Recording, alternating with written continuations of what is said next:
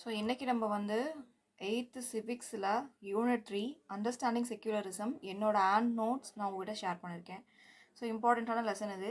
லெசனில் இருக்க எல்லா லைன்ஸும் நம்ம வந்து படிக்க போகிறது இல்லை, ரொம்ப ரொம்ப இம்பார்ட்டண்ட்டாக இருக்கிறது மட்டும் தான் நம்ம வந்து பார்க்க போகிறோம். ஃபஸ்ட்டு நமக்கு செக்யூலரிசம், இந்த வார்த்தை செக்யூலரிசம் அப்படிங்கிறது யார் ஃபஸ்ட்டு காயின் பண்ணாங்க அப்படின்னு பார்த்தா ஜார்ஜ் ஜேக்கப் ஹோல்யோக். இவர் ஒரு பிரிட்டிஷ் நியூஸ் பேப்பர் எடிட்டர். இவர் தான் செக்யூலரிசம் அப்படிங்கிற வார்த்தையை ஃபஸ்ட்டு காயின் பண்ணியிருக்காரு. இது ஒரு லாட்டின் வார்த்தையாக இருக்குது. அந்த லாட்டின் வேர்டு வந்து சீகுலம். இந்த சீகுலம் அப்படிங்கிறதோட அர்த்தம் என்னென்னா வயது இல்லாட்டி வயதோட ஆன்மா. ஒரு வயது இல்லைனா வயதோட ஆன்மா அப்படிங்கிறதோட அர்த்தமாக வந்து இருக்குது. ஸோ ஜவஹர்லால் நேரு ஒரு கோட் வந்து சொல்லியிருக்காரு, India will be the land of many faith, equally honoured and respect, but of one nation outlook. India அப்படிங்கிறதுல நிறையா மதங்கள் இருக்குது, அதை நம்ம வந்து என்ன பண்ணணும், மரியாதை கொடுக்கணும், மதிக்கணும். ஆனால் எல்லாம் தனித்தனியாக வேறு வேறு இருந்தாலுமே இந்தியா அப்படிங்கிறது ஒன்று தான் அப்படின்னு சொல்லியிருக்காங்க. நெக்ஸ்ட் நமக்கு சில வார்த்தைகள் இருக்குது, அதோட அர்த்தங்கள் என்னென்னு பார்த்துடலாம். Atheism, secularism. ஏத்திசம் அப்படின்னா கடவுள் நம்பிக்கை இல்லாமல் இருக்கிறதா ஏத்திசம். செக்யூலரிசம் அப்படிங்கிறது non interference of the state in religious affairs. ஒரு நாடு இருக்குது, ஒரு சமுதாயம் இருக்காங்க அப்படின்னா அவங்க வெவ்வேறு மதங்களை பின்பற்றினாலுமே அந்த ஒரு அரசு, அந்த நாட்டை சேர்ந்த அந்த ஒரு அரசு.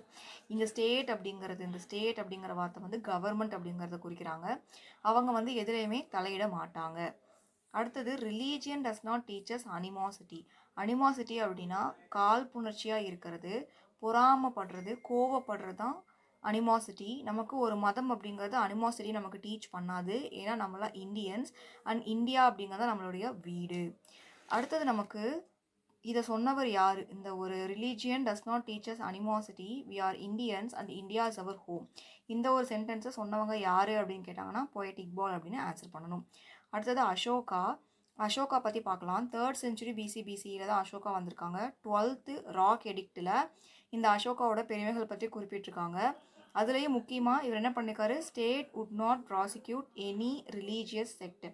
ஒரு நாடு, இந்த இடத்துலையும் ஸ்டேட் அப்படிங்கிறது வந்து ஒரு நாடு என்ன பண்ணணுமா, ஒரு நாடு என்ன பண்ணக்கூடாதாமா, ஒரு பர்டிகுலர் ரிலீஜனாக நீங்கள் ஃபாலோ பண்ணணும்னு சொல்லிட்டு சொல்லக்கூடாது. Not only tolerance but also develop a spirit of great respect towards them. நம்ம வந்து மதங்களை பின்பற்றவங்களை பார்த்து பொறுத்து கொள்வது மட்டும் இல்லாமல் அவங்களுக்கான மரியாதையும் அவங்களுடைய நம்பிக்கையை அவங்க பின்பற்ற அந்த ஒரு ஆன்ம நம்பிக்கையை நமக்கு என்ன பண்ணணும், மதிப்பு கொடுத்து நடந்துக்கணும் அப்படிங்கிறது தான் இங்கே குறிப்பிட்றாங்க. Not promote any one religion. So secular state அப்படின்னா அதுக்கு என்ன அர்த்தம்னா அவங்க வந்து எந்த ஒரு தனியான மதத்தையுமே ப்ரொமோட் பண்ண மாட்டாங்க. Every citizen is treated equally. அங்கே இருக்கிற எல்லா மக்களுமே ஈக்குவலாக மதிக்கப்படுவாங்க. Fundamental rights based on secular principles. நம்மளுடைய ஃபண்டமெண்டல் ரைட்ஸ் இருக்குல்ல, அது வந்து பேஸ்ட் ஆன் செக்யூலர் பிரின்சிபல்ஸ். எல்லா மதத்தையும் பேஸ் பண்ணி தான் அது நமக்கு இருக்குது. அடுத்தது நமக்கு அக்பரோட கோட்ஸ் கொடுத்துருக்காங்க. அக்பர் வந்து தின் ஐ இலாஹி அப்படிங்கிற வார்த்தை, இதோட அர்த்தம் வந்து டிவைன் ஃபெய்த். அதே மாதிரி Sulh-e-Kul, peace and harmony among religious. So Akbar எப்படி வந்து அசோகர் எப்படி வந்து எல்லா ரிலீஜியனையுமே பின்பற்றணும், மதிக்கணும் அப்படின்னு சொல்லியிருக்காரோ, அதே மாதிரி நமக்கு வந்து அக்பரும் எல்லா மதத்தையும் நம்ம வந்து பின்பற்றணும், மதிக்கணும் அப்படிங்கிறது வந்து சொல்லியிருப்பாரு. அடுத்தது வேர்ட் செக்யூலர் இன்கார்பரேட்டட் இன் ப்ரியாம்பிள் இன் 1976. ஸோ ஃபஸ்ட்டு நமக்கு வந்து கான்ஸ்டியூஷன் உருவாக்கும் போது செக்யூலர் அப்படிங்கிற வார்த்தை இருந்துச்சான்னு கேட்டால் அப்போ வந்து இது இல்லை.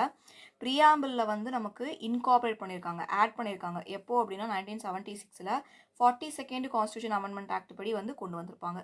ஸோ பென்சில் என்னடா மொக்கு இல்லாமல் இருக்கேன்னு பார்க்காதீங்க. நோட்ஸில் வந்து எனக்கு இப்படி ஸ்க்ரிபிள் பண்ணி படிக்கிறது வந்து பிடிக்காது. ஆல்ரெடி எல்லாமே நான் வந்து ஹைலைட் பண்ணி கலராக தான் எழுதியிருக்கேன். என்னையும் மீறி நான் உங்களுக்கு சொல்லும்போது எதுவுமே எக்ஸ்ட்ராவாக லைன்ஸ் வந்துடக்கூடாது அப்படிங்கிறதுக்காக தான் நான் வந்து பென்சிலை ஷார்ப்பன் பண்ணாமல் யூஸ் பண்ணிகிட்ருக்கேன். ஸோ இதை வந்து ஸ்டார்டிங்கே உங்கள்கிட்ட நான் சொல்லியிருக்கணும். நான் ஆல்ரெடி இது ஃபுல்லாக படிச்சுட்டேன், இது வீடியோக்காக எடுக்கிறது அப்படிங்கிறனால ஃபார் தி சேஃப் நான் வந்து இப்படி வச்சுருக்கேன். அது ஓகேவா? நெக்ஸ்ட் வந்து basic aim of our constitution. நம்மளுடைய கான்ஸ்டியூஷனோட முக்கியமான எய்ம் என்னென்னா to promote unity, integrity of nation along with individual dignity. நமக்கு யூனிட்டியாக இருக்கணும், நம்மளுடைய நேஷனுக்கு இன்டெகிரிட்டி கொடுக்கணும், அதே மாதிரி நம்மளுடைய டிக்னிட்டி, மரியாதைக்கோ தனி மனித மரியாதைக்கு முக்கியத்துவம் கொடுக்கணும் அப்படிங்கிறது தான். நெக்ஸ்ட் வந்து நமக்கு ஃப்ரீடம் ஆஃப் ரிலீஜியன். இந்த ஃப்ரீடம் ஆஃப் ரிலீஜியன் அப்படிங்கிறது வந்து Ratilal Panachand Ratilal Panachand versus state of Bombay in 1954 தான் வந்து கொடுத்துருப்பாங்க. இது வந்து இம்பார்ட்டண்ட்டாக வந்து பார்த்துக்கோங்க. இந்த இயர் வந்து இம்பார்ட்டண்ட்டாக பார்த்துக்கோங்க. அடுத்து கஜுராஹோ அப்படிங்கிற கோயில் மத்திய பிரதேஷில் இருக்குது. 19th centuryல இது ஒரு ஹிந்து டெம்பிளாக இருந்திருக்கு. இங்கே வந்து நமக்கு ஹிந்து ஸ்பயர் இதில் வந்து கோயில் வந்து பார்த்தீங்கன்னா இது எல்லா மதத்தையும் சார்ந்து இருக்கிற மாதிரி கட்டியிருப்பாங்க. ஹிந்துவோட ஸ்பயர், ஜெயினோட குப்புலா, புத்திஸ்டோட ஸ்டூப்பா, முஸ்லீமோட ஸ்டைல் டோம், இது எல்லாமே ஒரே கோயிலில் வந்து காணப்படுது அப்படிங்கிறது தான் சிறப்பு வாய்ந்ததாக இருக்குது. நெக்ஸ்ட் வந்து சில ஆர்டிகல்ஸ் நமக்கு தெரியும். ஆர்டிகல்ஸ் பாலிட்டி அப்படின்னாலே ஆர்டிகல்ஸ் ரொம்ப ரொம்ப இம்பார்ட்டண்ட்டு. அதில் வந்து சில articles right to freedom to religion and cultural and educational rights, இது என்னோட ஆர்டிகல்ஸ் நான் வந்து கொண்டு வந்திருக்கேன். இது நானாக எடுத்துகிட்டு வரல, இது புக்கில் வந்து இருக்குது. இம்பார்ட்டன்ட் ஆர்டிகல்ஸ் நம்ம வந்து இதை பார்த்துக்கணும். ஆர்டிகல் 25(1) வந்து என்ன சொல்கிறாங்கன்னா, freedom of conscience, free profession, practice and propagation of religion. So நமக்கு ஒரு 4 ஆர்டிகல் வந்து ரிலீஜியனை பேஸ் பண்ணி வந்திருக்கும். நம்ம வந்து எந்த மதத்தை ஃபாலோ பண்ணுறோமோ அதை வந்து நம்ம மதிக்கணும், ப்ராக்டிஸ் பண்ணணும். நம்ம வந்து எதை வேணாலும் ரிலீஜியனை ப்ரொபகேட் பண்ணிக்கலாம். அடுத்து freedom to manage religious affairs. நம்ம வந்து எந்த ஒரு ரிலீஜியஸ் அஃபேர்ஸையுமே நம்ம வந்து மேனேஜ் பண்ணிக்கலாம். ஸ்பெசிஃபிக்காக யாரும் வந்து எதுவும் நம்மளை சொல்ல மாட்டாங்க. அடுத்தது article 27 freedom as to payment of taxes. நம்ம வந்து ஒரு பர்டிகுலர் ரிலீஜனை ப்ரொமோட் பண்ணணும் அப்படின்னா அதுக்காக நம்ம விருப்பப்பட்டு ஏதாவது கொடுக்கலாம். ஒரு நாடு வந்து இந்த ஒரு பர்டிகுலர் மதத்தை முன்னேற்றணும், அதுக்காக நீங்கள் டேக்ஸ் கொடுங்க அப்படின்னு எந்த ஒரு இதுவுமே கேட்க மாட்டாங்க. தனியாக ஒரு நாடு வந்து கொடுங்க அப்படின்னு கேட்க மாட்டாங்க. ஸ்டேட் ஷால் நாட் கம்பல், கொடுங்க அப்படின்னு கேட்க மாட்டாங்க. நம்மளே விருப்பப்பட்டு கொடுக்கணும் அப்படின்னா கொடுக்கலாம். Religious instructions or religious worship in certain educational institutions. நம்ம வந்து என்ன பண்ணணும், religious instructions or religious worship ஒரு பர்டிகுலர் எஜுகேஷன் இன்ஸ்டிடியூஷனுக்காக நம்ம வந்து கொடுக்கலாம். அடுத்து 29(1) படி protection of interest of minorities, இது வந்து கல்ச்சுரல் எஜுகேஷன் ரைட்ஸ் கீழே வரும். Article 29(1) protection of interest of minorities, 29(2) டிஸ்கிரிமினேஷனை ஸ்டேட் வந்து பேன் பண்ணணும் எய்டட் எஜுகேஷனல் இன்ஸ்டிடியூஷன்ஸில். அடுத்து லாஸ்ட்டாக article 30 right to minorities to establish and administer educational institution. இந்த வீடியோ ஃபுல்லாக பார்த்ததுக்கு தேங்க்யூ. நீங்கள் இன்னும் சேனலை சப்ஸ்கிரைப் பண்ணலன்னா சப்ஸ்கிரைப் பண்ணிக்கோங்க, ஃப்ரெண்ட்ஸுக்கும் ரெஃபர் பண்ணுங்கள். டெலகிராம் சேனல் லிங்க் டிஸ்கிரிப்ஷனில் இருக்குது. தேங்க்யூ.